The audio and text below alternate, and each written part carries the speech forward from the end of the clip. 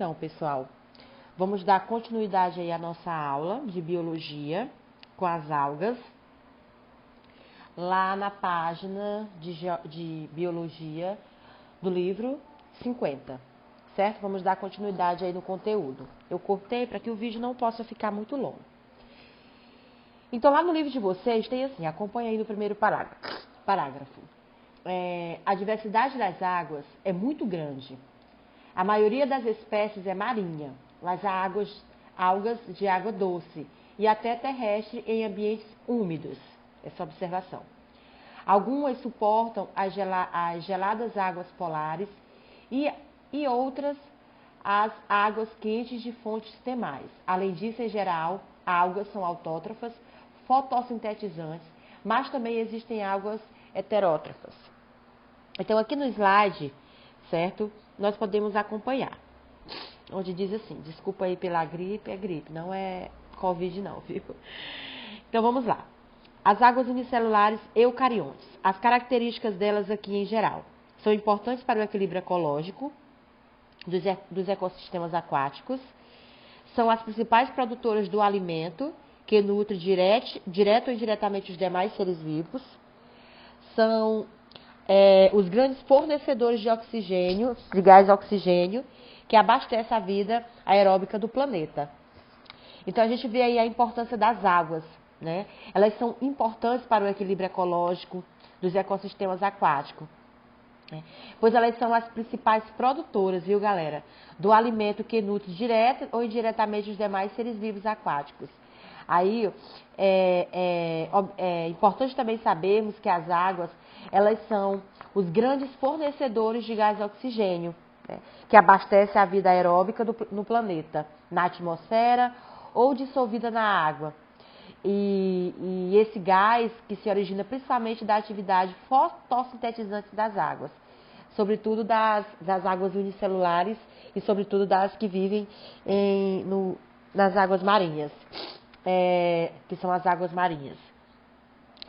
Elas são responsáveis, pessoal, é importante vocês saberem que elas são responsáveis por 70% da fotossíntese realizada no planeta, certo?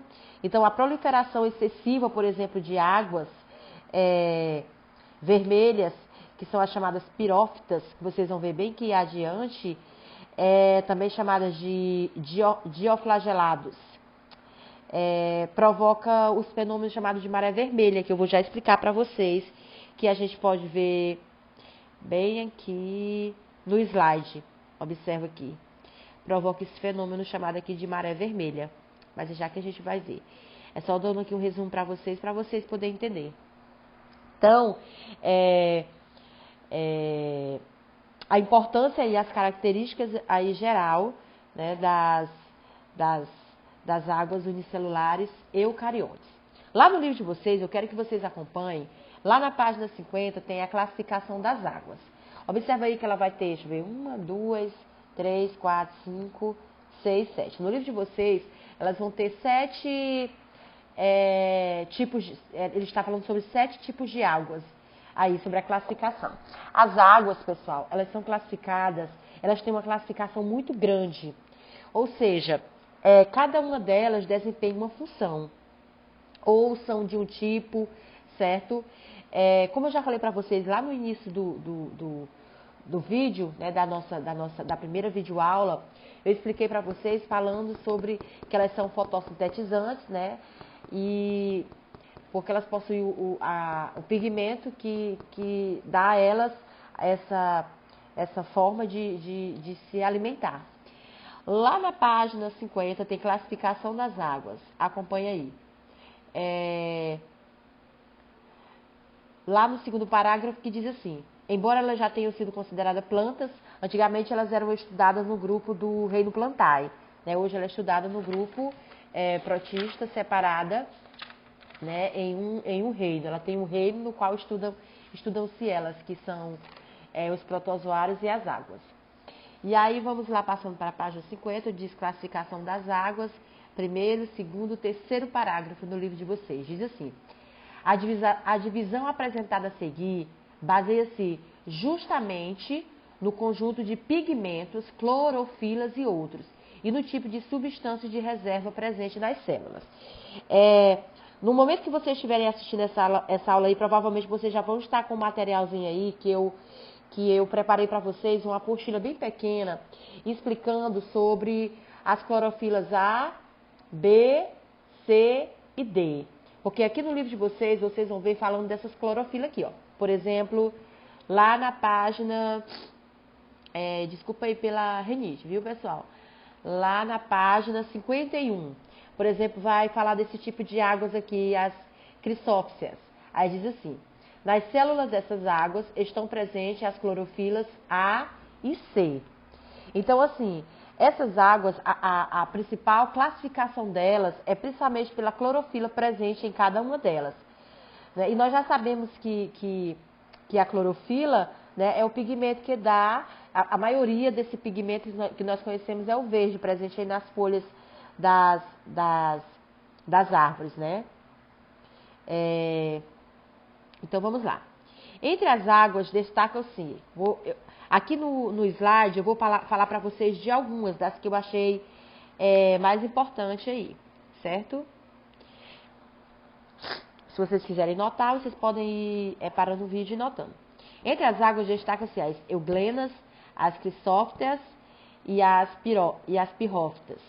As euglenofitas, vamos ver aqui as principais características dela. Elas são unicelulares, clorofiladas, locomovem-se através de um flagelo, que o flagelo eu já expliquei para vocês, que é como se fosse, parece uma tirinha, que ajuda eles a se locomover.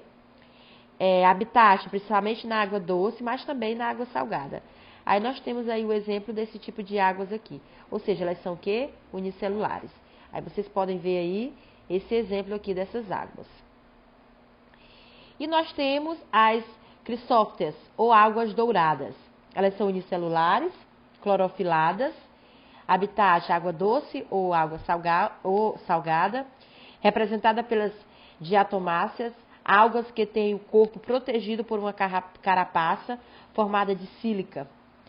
Outra coisa importante, pessoal, aqui no livro de vocês, deixa eu olhar aqui onde é que fala sobre essa daqui, que é protegida por uma carapaça chamada sílica. Deixa eu ver aqui se eu encontro rapidinho, para que vocês não fiquem muito aí de cara para cima. Não quero ninguém dormindo, não quero todo mundo assistindo a aula. Algumas espécies não apresentam parede celular. Está aqui. Bem que no livro de vocês, na página 51, onde tem falando sobre as crisópsias, que são essas aqui que nós estamos estudando. Importante, pessoal, tem aqui, ó, tem o primeiro parágrafo, vai ter o segundo parágrafo que diz assim: algumas espécies não apresentam parede celular, quando presente é composta por escamas de sílica. Também pode haver celulose nas escamas. Essas águas aqui, pessoal, quando eu estava estudando agora há pouco sobre elas, quando elas morrem, né, elas são depositadas no fundo aí do mar, né, que pode ser também na água doce, né, que elas podem habitar aí. Esse material, esse sílica, ele é um material muito duro e ele é extraído, né, eles se depositam e ele é extraído para fazer tijolos, para fazer creme dental. Interessante sobre essa água aqui. Aí temos os tipos dela aí, alguns exemplos, os tamanhos, águas diatomáceas. E as pirrófitas, as características dela, elas são unicelulares, clorofiladas, habitat dela, elas são marinhas, causam o fenômeno bioluminescência e causam o fenômeno da maré vermelha. Essa água, observe aqui, quando elas tem uma grande proliferação dessas águas aqui, elas causam esse fenômeno aqui, chamado de fenômeno bioluminescência. Observem aí. E causa o fenômeno chamado maré vermelha. Eu estava estudando, né, sobre esse tipo de fenômeno aqui, que causa a chamada fenômeno da maré vermelha. Ele acontece geralmente quando o mar, né, ou a água caso doce, ela tem um excesso, né, de sais minerais, ou seja, muitos nutrientes. Então essas algas, elas de uma certa forma, elas liberam toxinas. E essas toxinas, elas podem até matar peixes, e no caso, elas podem também, como vocês podem observar aqui na imagem, elas podem também envenenar até as pessoas que se alimentam desses peixes, né? Pode ficar intoxicados. Então, essa proliferação, né? Elas acontecem geralmente quando há um depósito muito grande de esgoto. Lá no livro de vocês, na página 53, tem a primeira aqui, importância das águas. Aí depois, na outra página, lá no último parágrafo, tem assim, ó. A maré vermelha, provocada por algumas dinófitas, é um caso de floração em ambientes marinhos. Essas águas produzem toxinas que podem se concentrar nos tecidos de peixes e de outros animais e matá-los. Caso estes sejam consumidos por seres humanos, podem causar graves intoxicações. Entenderam? Aí vamos aqui voltar, só dar aqui uma revisãozinha sobre algumas doenças causadas aqui. Eu falei um pouco para vocês sobre as principais características das águas, certo? E aqui vocês podem observar algumas doenças causadas pelos protozoários, que nós já estudamos já, que é a amébia, a desinteria amebiana, a giardia, as doenças de Chagas, a úlcera de Bauru, leishmaniose, né, a malária, que podem causar, que são as doenças causadas aí pelos protozoários, certo, pessoal? Vocês podem ver aí também, acompanhar bem direitinho a importância das algas, aí na página 53, a utilização industrial do agar, né, que é uma alga bastante falada, certo? Nesses processos que faz pudim, sorvetes, gelatinas e outros. Eu quero que vocês, deixa eu olhar bem aqui se eu encontro esse material aqui, rapidinho, que eu preparei para vocês. Eu preparei para vocês, é só uma partezinha que o livro ele não cita muito bem, que é sobre os tipos de clorofilas, entendeu? Porque como eu falei para vocês,